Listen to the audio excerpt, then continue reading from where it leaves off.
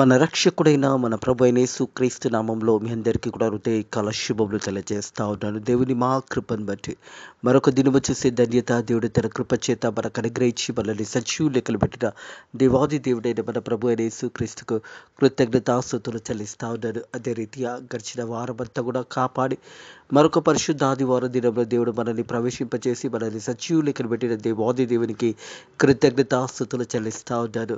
అదే రీతిగా లెంట్లో మొదటి ఆదివారము ఫిబ్రవరి మాసంలో రెండో పరిశుద్ధ ఆదివారం దినంలో దేవాది దేవుడు మనల్ని ప్రవేశించి మనల్ని కాపాడి మనల్ని దీవిస్తున్న దేవాది దేవునికి కృతజ్ఞతాస్తుతులు చెల్లిస్తా ఉన్నాను. హృదయ కలం దేవుని యొక్క వాక్యము ధ్యానించుకుందాము. 43వ కీర్తన మొదటి వచనం నుంచి 5వ వచనం చివరి వచనం వరకు ఉన్న వాక్య భాగాన్ని హృదయ కలం ధ్యానించబోతా ఉన్నాం. కోరు కుమారులు రాసిన 43వ కీర్తన. ప్రియ దేవుని సంగమా, దేవుని ప్రజలరా, ఈ కీర్తనలో మరి కష్టకాలంలో సమస్యలలో మనం ఉన్నప్పుడు డిస్కరేజ్మెంట్లో ఉన్నప్పుడు దేవుడే మనల్ని విడిపిస్తాడనే సత్యాన్ని జ్ఞాపకం చేసుకోవాలని ప్రభు పేరట తెలియజేస్తా ఉన్నాను. Hope in a time of discouragement.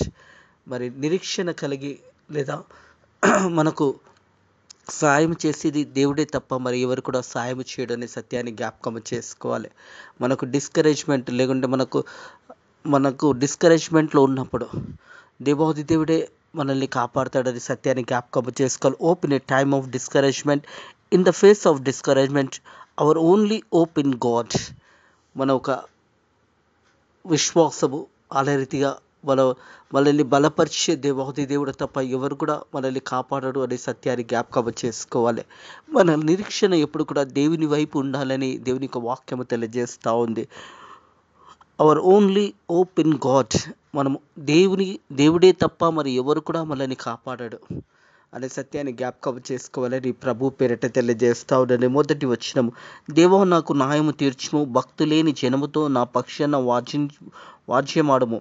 కపటము కలిగి దౌర్జన్యము చేయవారి చేతిలో నుంచి నువ్వు నన్ను విడిపించెదవు. హల్లెలూయా.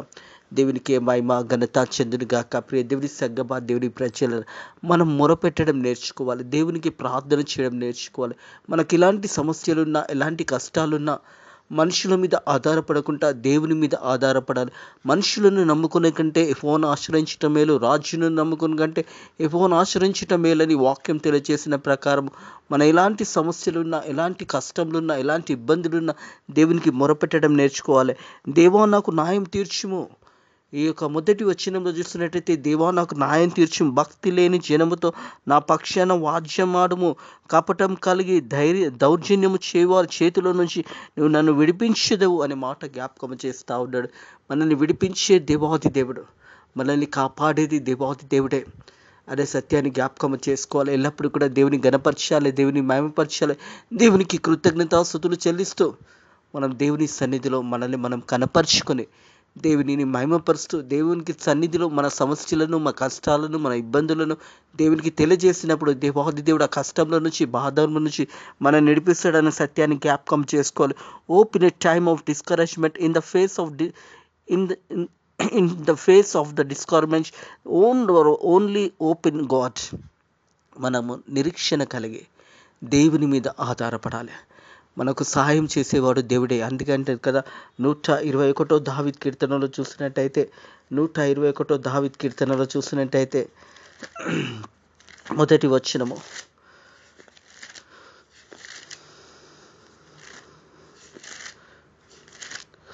కొండల తట్టు నా కనులెత్తుచున్నాను, నాకు సాయం ఎక్కడి నుంచి వచ్చును. యెహోవా వల్ల నాకు సాయం కలుగును. ఆయన భూమి ఆకాశంలో సృజించినాడు. భూమి ఆకాశంలో సృజించిన దేవాది దేవుడు మనకు సహాయం చేస్తాడు. కొండల తట్టు నేను కనులెత్తుచున్నాను, నాకు సాయం ఎక్కడి నుంచి వచ్చును. భూమి ఆకాశంలో సృజించిన దేవాది దేవుడు యెహోవా వల్ల నాకు సాయం కలుగును. ఆయన భూమి ఆకాశంలో సృజించాడు.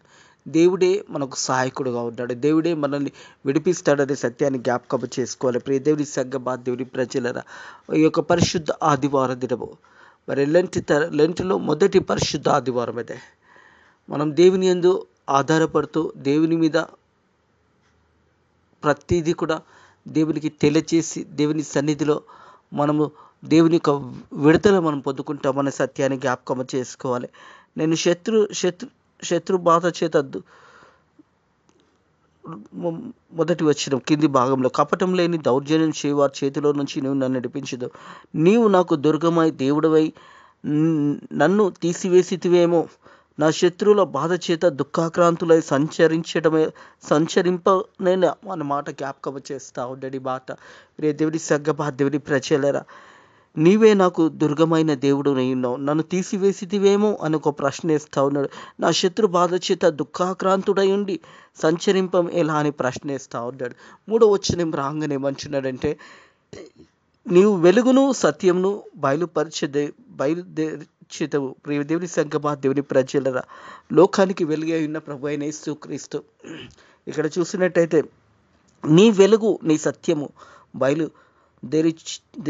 బయలుదేరిచుము, అవి నాకు త్రోవ చూపును. హల్లెలూయా. ప్రియ దేవుని సగ్గబా దేవుని ప్రజలరా, మనం చూసినట్టయితే యోహాను సువార్త 8వ అధ్యాయం 12వ వచనం చూసినట్టయితే,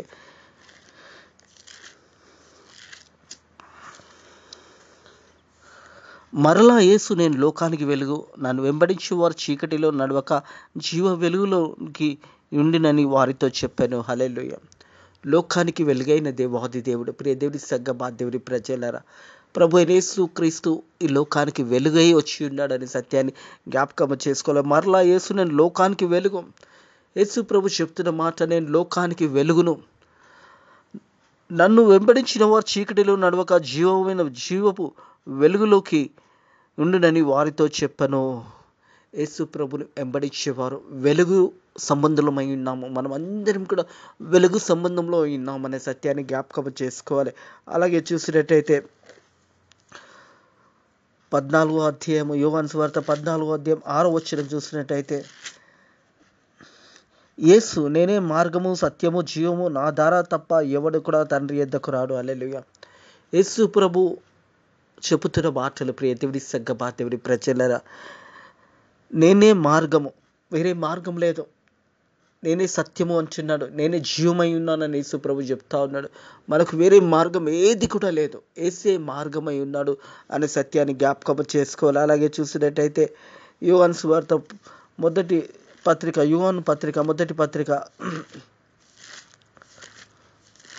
మొదటి అధ్యాయం 5వ వచనంలో చూసినట్టయితే, యోహాను రాసిన పత్రిక మొదటి పత్రిక 5వ, మేము ఆయన వల్ల విని మీకు ప్రకటించిన వర్తమానం ఏమనగా, దేవుడు వెలుగై ఉన్నాడు. ప్రియ దేవుని సంగమా దేవుని ప్రజల, ఆయనందు చీకటి ఏ మాత్రము లేదు.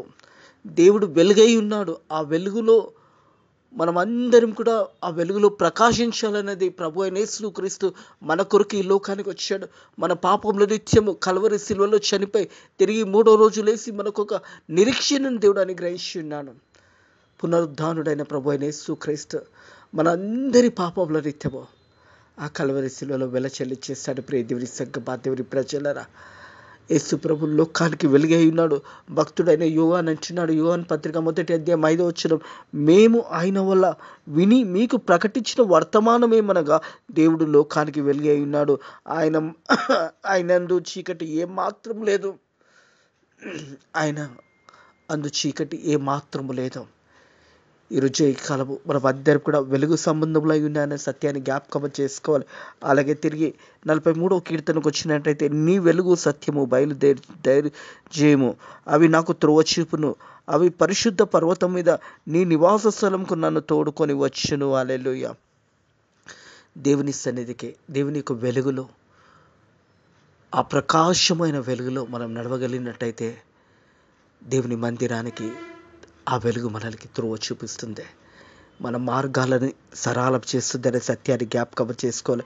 అలాగే చూసినట్టయితే సామెతల గ్రంథము 3వ అధ్యాయము 5వ వచనం చూసినట్టయితే, నీ సమృద్ధిని ఆధారం చేసుకొనక నీ పూర్ణ హృదయంతో అయిపోయింది నమ్మకించుము, నీ ప్రవర్తన అంతటా ఆయనకు అధికారం కొప్పుకొనుము, అప్పుడు ఆయన నీ త్రోవలను సరళం చేస్తాడు.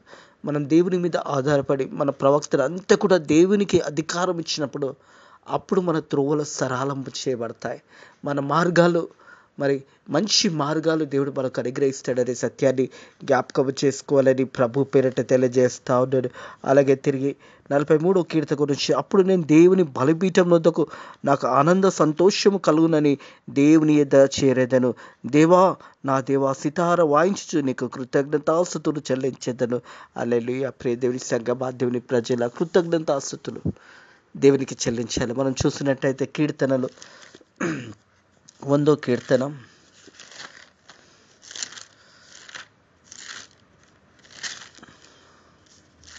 1వ వచనం, సమస్త దేశస్థులారా యెహోవాకు ఉత్సవధ్వని చేయుడి, సంతోషముతో యెహోవాను సేవించండి. సంతోషముతో దేవుడు మనల్ని కాపాడి, మనల్ని దీవించి, మనల్ని పోషించి, మన సమస్యల నుంచి, మన కష్టాల నుంచి, మన అనారోగ్యం నుంచి విడిపించిన దేవాది దేవునికి కృతజ్ఞతాస్తుతులు చెల్లించవలసిన సమయం వచ్చినప్పుడు సంతోషముతో యెహోవాను సేవించండి, ఉత్సాహగానము చేయొచ్చు, ఆయన సన్నిధికి రండి. యెహోవా దేవుడని తెలుసుకునండి. యెహోవా దేవుడని తెలుసుకునండి. ప్రియ దేవుని సంగమా, దేవుని ప్రజలరా, మనమందరం కూడా ఉత్సాహగానం చేయొచ్చు. ఆయన సన్నిధికి రండి. యెహోవా దేవుడు అని తెలుసుకొని ఆయన మనల్ని పుట్టించను. మనం ఆయన వారము, మనము ఆయన ప్రజలము, ఆయన మేపు గొర్రెలమై ఉన్నాము. కృతజ్ఞత అర్పణలు చెల్లించు, ఆయన గుమ్మంలో ప్రవేశించిన కీర్తనలు పాడుచు, ఆయన ఆవరణలో ప్రవేశించి ఆయన స్తుతించండి, ఆయన నామంను ఘనపరచండి. యెహోవా దయాళుడు, ఆయన కృప నిత్యముండును.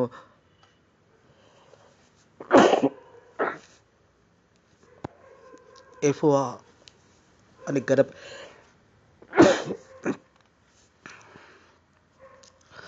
మనం ఆయన ప్రజలము, ఆయన మేపు గొర్రెలమై ఉన్నాం. కృతజ్ఞత అర్పణలు చెల్లించు, ఆయన గుమ్మంలో ప్రవేశించుడి, కీర్తనలు పాడచ్చు, ఆయన ఆవరణలో ప్రవేశించుడి, ఆయనని స్తుతించుడి, ఆయన నామంని గణపరచుడి.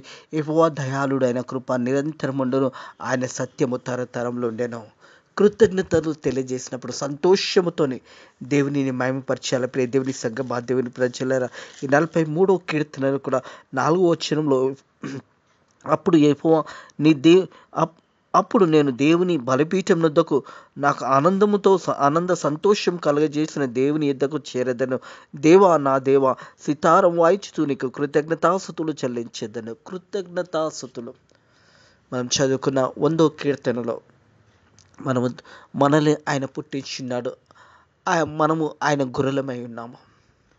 నేను గొర్రెలకు మంచి కాపరి, నా గొర్రెల కొరకు నేను ప్రాణం పెట్టి ఉన్నానని యోహాను సువార్తలో తెలియజేస్తాడు. ప్రియ దేవుని సంగమా, దేవుని ప్రజల, మనం అందరం కూడా దేవుని ప్రజలమై ఉన్నాము. దేవునికి కృతజ్ఞతాస్తుతులు చెల్లించే సమయం ఇది.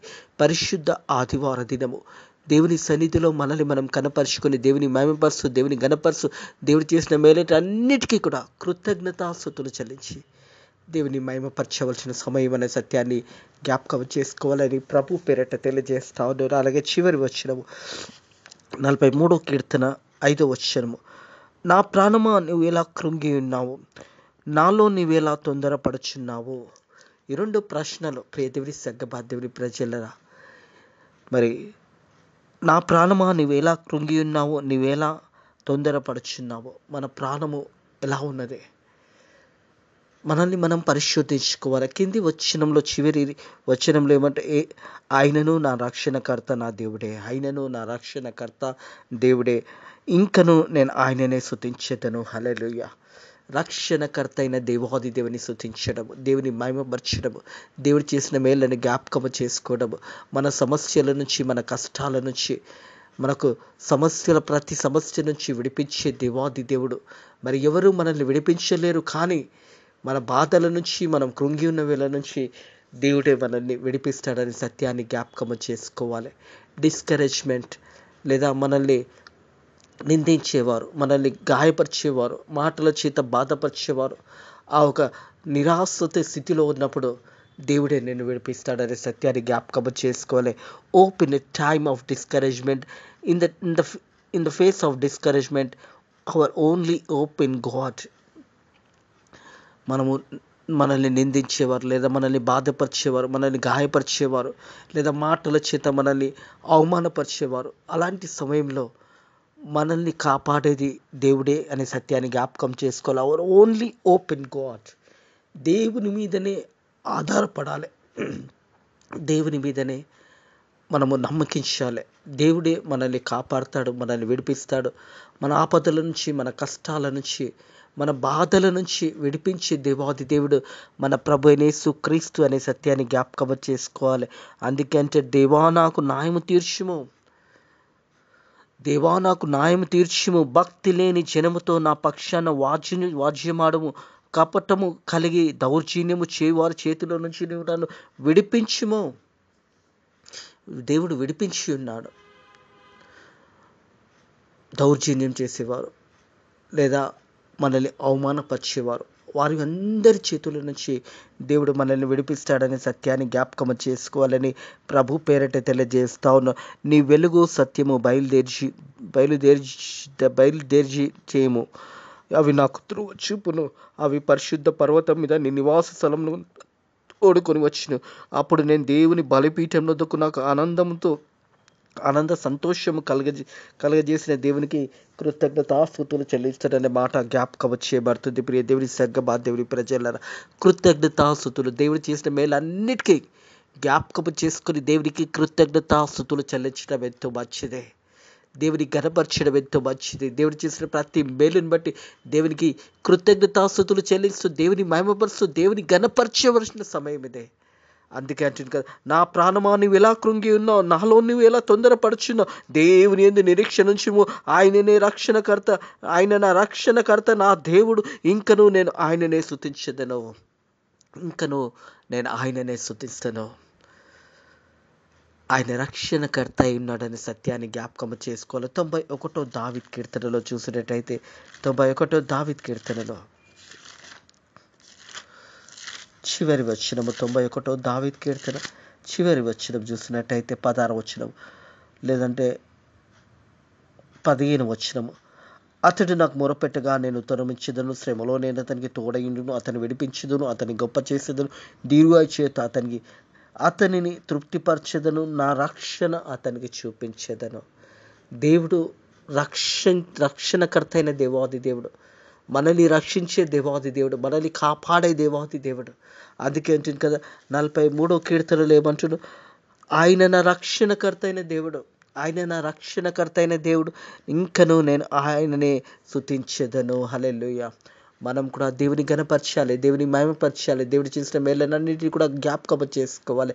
ఇలాంటి కాలంలో దేవునితో గడపడము, దేవుని సన్నిధిలో మనల్ని మనం కనపరుచుకుని దేవుని మహిమపరుస్తూ దేవుని యందు నమ్మకంగా ఉండవలసిన మనము, కృతజ్ఞత అర్పణలు చెల్లించవలసిన మనము, దేవుడు చేసిన ప్రతి మేలుకు బట్టి దేవునికి కృతజ్ఞతాస్తుతులు చెల్లించి దేవుని మహిమపరిచి మరి దేవుని సన్నిధిలో ఎక్కువ సమయం గడిపే విధంగా మీరు కనపరుచుకొని దేవుని మహిమపరచండి.